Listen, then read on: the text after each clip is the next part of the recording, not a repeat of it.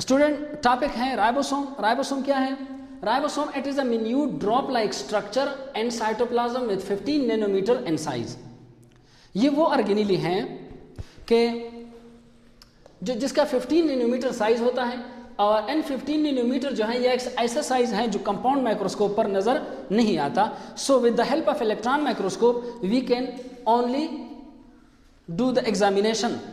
So also note that point that ribosome is the last organelle that is found inside the cytoplasm. Why? Because of its size. So the size was depending upon the electron microscope discovery. So as the electron microscope discovered is the result in 1955 Palade was scientist who discovered and also named this organelle known as ribosome. So ये वो ribosome भी हैं, ये वो organelle भी हैं जो discover होने से पहले इसको स्टडी किया गया था। हाउ?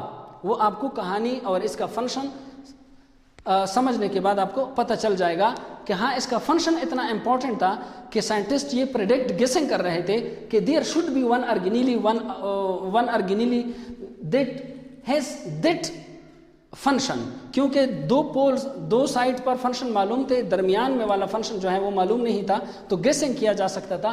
तो 1930 में इसको स्टडी किया गया और 1955 में इसके बारे में इसको बाकायदा तौर पर इसकी एग्जामिनेशन हो गई। अब आते हैं अक्रंस की जानिब। तो अक्रंस जो है it is found both in prokaryotic cell as well as in eukaryotic cell. Prokaryotic cell for example it denotes bacteria and cyanobacteria. So one bacteria name is E. coli which is known as Escherichia coli. So Escherichia coli there are up to 1000 ribosome is there. Students ये भी point note कर ले, this is only organelle that is found both in eukaryote and prokaryote, but still there is a difference in their sizes and sedimentation rate. So in prokaryotes in E. coli there is up to 1000 ribosomes, while in eukaryotes especially mammalian cell, if we take the mammalian cell and do the tissue culture method and do the tissue culture of this cell. What is tissue culture? I have already discussed in lecture number 2, consult that video. So in eukaryotic cell for example mammalian cell के अगर आप cell culture कर दें तो उसमें 10 million तक ribosome बन जाते हैं। इसके अलावा जो है राइबोसोम बना किस चीज़ से हैं? ठीक है, ये बना किस चीज़ से हैं? राइबोसोम की केमिकल कंपोजिशन के बारे में अगर बात की जाए तो it is composed of RNA and protein. ठीक है, आरएनए जो है वो 40% होता है। आपके कोर्स में लिखा है it is nearly similar in ratio. Nearly similar in ratio जो है वो 40% एंड 60% है आरएनए एंड प्रोटीन। और ये कौन सा आरएनए है ये भी आपको बताता चलूँ कि ये राइबोसोमल आरएनए है। हमारे साथ टोटल 3 टाइप्स ऑफ आरएनए होते हैं, transfer RNA, messenger RNA and ribosomal RNA. So this is ribosomal RNA. Now talking about it forms, ये अगर हम सेल के अंदर इसको देखना चाहते हैं तो ये हमें कहाँ पर मिल सकते हैं या किस शक्ल में मिल सकते हैं? स्टूडेंट्स ये राइबोसोम जो है हमारे साथ दो शक्ल में मिल सकते हैं। एक होता है अगर ये फ्री हो और दूसरा यह है कि अटैच फॉर्म में हो। अगर ये लोफर किस्म का साइटोप्लाज्म में फिर रहा है तो ये फ्री फॉर्म है। अगर ये अटैच है तो ये रफ एंडोप्लाज्मिक रेटिकुलम के साथ इसको अटैच हो सकता है, जो मैंने प्रीवियस लेक्चर में इसको डिटेल के साथ बयान किया था, आप इस वीडियो को देख सकते हैं। तो फ्री फॉर्म जो है ये साइटोप्लाज्म में स्कैटर्ड होता है और अटैच फॉर्म में ये रफ एंडोप्लाज्मिक रेटिकुलम के साथ अटैच होता है। अच्छा, ऑरिजिन की अगर बात की जाए कि ये बना कहाँ से हैं, ठीक है, कौन इसको बना रहा है, तो ऑरिजिन जो है इसकी origin nucleolus of the nucleus है।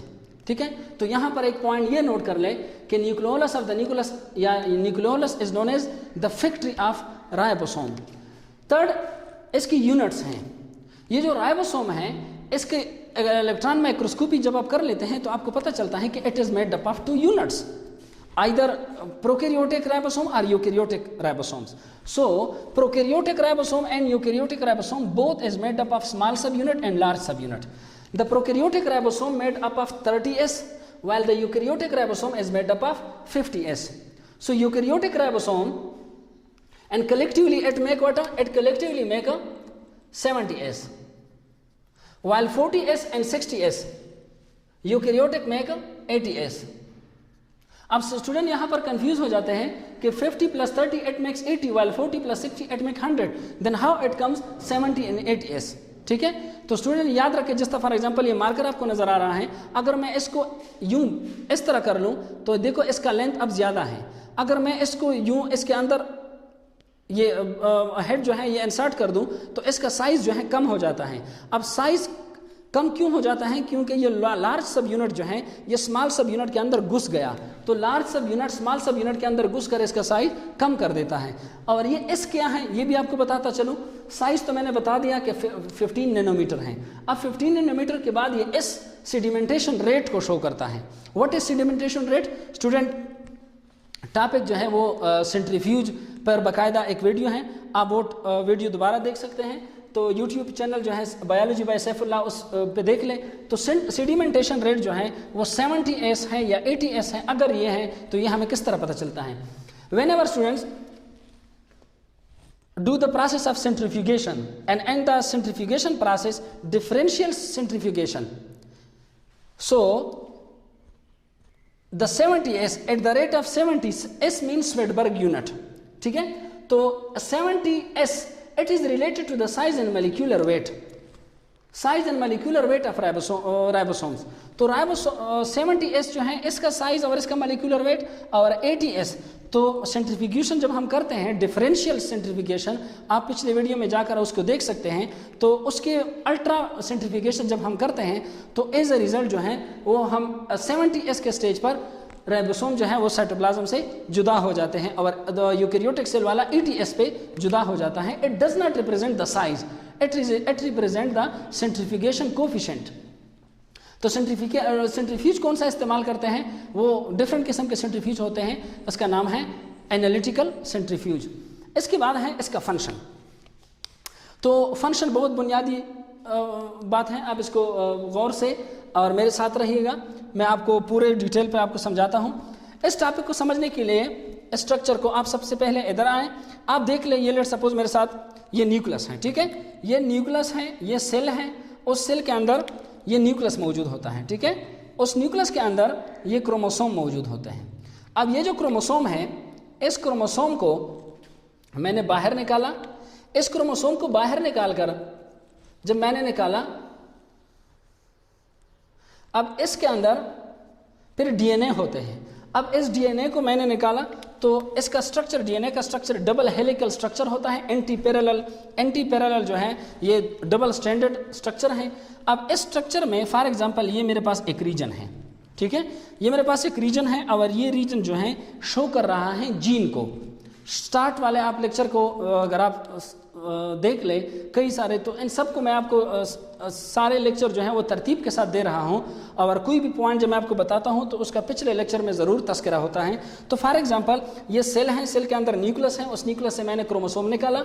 उस chromosome consist of DNA plus protein. तो DNA inside the DNA there is a region which is known as gene. तो ये भी जीन है, ये भी जीन है, ये मुख्तलिफ रीजन्स होते हैं जीन के। क्रोमोसोम के ऊपर मुख्तलिफ रीजन्स होते हैं। तो डीएनए के ऊपर फॉर एग्जांपल ये एक जीन है, और ये किसका जीन है? लेट सपोज ये क्रोमोसोम नंबर 11 है। तो क्रोमोसोम नंबर 11 पर जीन का इंसुलिन का एक जीन मौजूद है। अब इंसुलिन का जीन जो है वो लेट सपोज बनाया जा रहा है, किससे? इससे इंसुलिन बनाया जा रहा है, और इंसुलिन क्या है? प्रोटीन है। अब इस इंसुलिन वाली जीन से प्रोटीन बनाना, ताकि मैंने जो खुराक खाई है उस खुराक के अंदर जो ग्लूकोज है ताकि उसको कन्वर्ट किया जाए ग्लाइकोजन में, या तो ये अमल किस तरह होता है? तो इंसुलिन जो है वो प्रोटीन इन नेचर है। अब जीन से प्रोटीन किस तरह बनेगा? इसमें राइबोसोम इन्वॉल्व होता है। आइए इस प्रोसेस को समझते हैं। तो ये जीन है, अब इस जीन की कॉपी की जाती है। अब ये वाला पार्ट है, इसको यूं डीएनए को यूं खोला जाता है, खोल कर ये वाला जो रीजन है इसकी कॉपियाँ की जाती हैं। ये जो पीस है एक किस्म की, इसके फोटोस्टेट निकाली जाती हैं। तो ये जो फोटोस्टेट है एडेनिन, गवानीन, थायामीन, साइटोसिन, इसकी फोटोकॉपी बनाई जाती है। तो एक इससे फोटोकॉपी कौन निकाल रहा है? मैसेंजर आरएनए की शक्ल में इससे फोटोकॉपी निकल जाती है। तो messenger RNA, what is messenger RNA? That type of RNA which carry message from the DNA toward the ribosome, this is known as messenger RNA. तो इसने ये पीस जो है जीन का कोड जो है जो यहाँ पर मौजूद है इसकी कॉपी करके यहाँ पर लेकर आ गए। अब ये किसका जीन है? इंसुलिन जीन है। अब इसको ले जाया जाएगा, ठीक है। मैसेंजर आरएनए को पहुँचाया गया किसके पास? ये मौजूद हैं यहाँ पर साइटोप्लाज्म में। ये सेल के अंदर न्यूक्लियस है, तो न्यूक्लियोलस न्यूक्लियर मेम्ब्रेन के पोर के जरिए ये बाहर निकाला गया। न्यूक्लियर मेम्ब्रेन के पोर के जरिए, क्योंकि ये डीएनए तो न्यूक्लियस के अंदर मौजूद है, तो ये न्यूक्लियर मेम्ब्रेन से मैसेंजर आरएनए बाहर निकल आया। राइबोसोम तो साइटोप्लाज्म में मौजूद हैं। साइटोप्लाज्म में आकर, तो मैंने बताया कि इसके अंदर 2 यूनिट्स होते हैं, एक लार्जर सब यूनिट, एक स्मॉलर सब यूनिट। तो देखो ये ऊपर जो है लार्जर सब यूनिट है और नीचे जो है ये स्मॉलर सब यूनिट है। तो इन दोनों के दरमियान जो है ये मैसेंजर आरएनए आ जाता है। अब दोनों के दरमियान मैसेंजर आरएनए का आना, एक तो यहाँ तक आप समझ गए। अब दूसरा कौन सा है? दूसरा है transfer RNA. What is transfer RNA? Transfer RNA वो आरएनए होता है that transfer amino acid from the cytoplasm toward this ribosome. ठीक है, कितने अमाइनो एसिड होते हैं फ्री अमाइनो एसिड साइटोप्लाज्म में? स्टार्ट में साइटोप्लाज्म की वीडियो में मैंने बताया कि amino acid is also stacked in bulky amounts and bulky numbers in the cytoplasm. 20 different types of amino acid होते हैं, तो वो यहाँ पर आ जाते हैं। अब यहाँ पर आकर वो क्या करते हैं? मैसेंजर आरएनए यहाँ पर पहुँच गई, लार्जर सब यूनिट इसके ऊपर बैठ जाते हैं, स्मॉलर सब यूनिट नीचे, तो दरमियान में मैसेंजर आरएनए को पकड़ लेते हैं। तो पकड़कर ट्रांसफर आरएनए अमाइनो एसिड को ट्रांसफर करते हैं। तो इन दोनों की मौजूदगी में ये जो अमाइनो एसिड है वो amino acid according to the messenger RNA code, for example code क्या है? पहला एडानिन है, फिर गवानीन है, फिर थायामीन है, फिर साइटोसिन है। तो एडानिन के साथ थायामीन मिलेगा, गवानीन के साथ साइटोसिन मिलेगा, थायामीन के साथ फिर एडानिन मिलेगा। तो एक साइड निकाला गया है और हमें ये पहले से मालूम है कि ए के साथ टी मिलता है, जी के साथ सी मिलता है। तो इसको ये वाले इस साइड वाले अमाइनो एसिड जो हैं ये कौन इसके साथ अटैच करता है? ये अटैच करने का काम है लार्जर सब यूनिट। अमाइनो एसिड कौन लेके आया? Transfer RNA. तो फ्री अमाइनो एसिड साइटोप्लाज्म से आ गए और ये जो पीस ऑफ जीन है इसकी फोटोकॉपी यहाँ पर आ गई। तो एज अ रिजल्ट जो है देखो अमाइनो एसिड बन गए। अब ये अमाइनो एसिड बनने के बाद अमाइनो एसिड जो है 1 अमाइनो एसिड 2 3 4 5 6 7 कई सारे अमाइनो एसिड बन गए। अब ये अमाइनो एसिड कई सारे अमाइनो एसिड बन गए, इनके दरमियान बॉन्ड बनाया जाता है। This bond is known as peptide bond. तो ये पेप्टाइड बनाकर आगे इससे बहुत सारे अमाइनो एसिड ऐसे अटैच करते हैं। This is known as polypeptide. When many peptide bond are attached to each other amino acid at form polypeptide. वो पॉलीपेप्टाइड आगे जाकर प्रोटीन बनाते हैं। तो इस तरीके से प्रोटीन सिंथेसिस काम करता है। तो गोया 3 आरएनए काम कर गए, एक मैसेंजर आरएनए, एक ट्रांसफर आरएनए और एक ribosomal RNA which is it self present in the body of ribosome. तो उम्मीद है आपको समझ आ चुका होगा। किसी किस्म का कोई क्वेश्चन हो तो यहाँ पर आता है Mg++ ion. Mg++ ion discuss करना भूल गया कि Mg++ आयन की वजह से लार्जर सब यूनिट और स्मॉलर सब यूनिट आपस में अटैच होते हैं। लेकिन क्यों? खुद क्यों अटैच नहीं होते? Mg++ ही क्यों?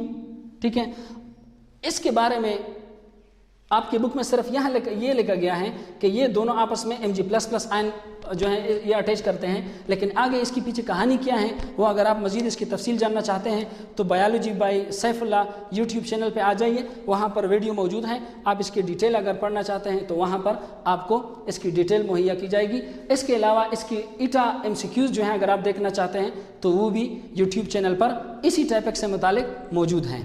किसी किस्म का कोई क्वेश्चन हो तो रब्ता कीजिए व्हाट्सएप नंबर पर।